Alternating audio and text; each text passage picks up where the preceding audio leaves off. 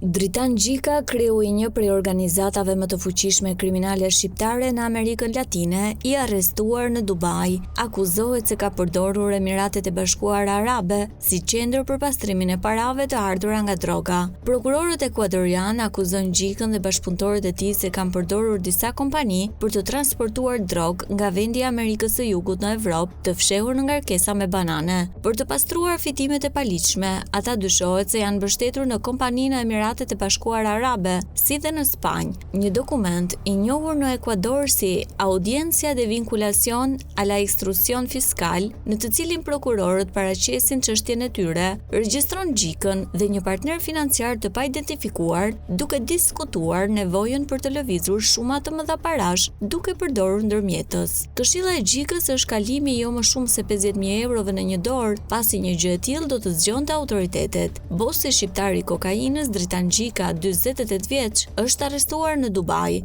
Arrestimi I konfirmuar nga autoritetet ekuadoriane me 26 maj 2025 erdhi në kuadër të dosjes Pampa, një hetim I përbashkët nga Ekuadori dhe Spanja, ku u zbulua një rrjet përgjegjësish për pastrimin e mbi $30 milion përmes kompanive ekuadoriane.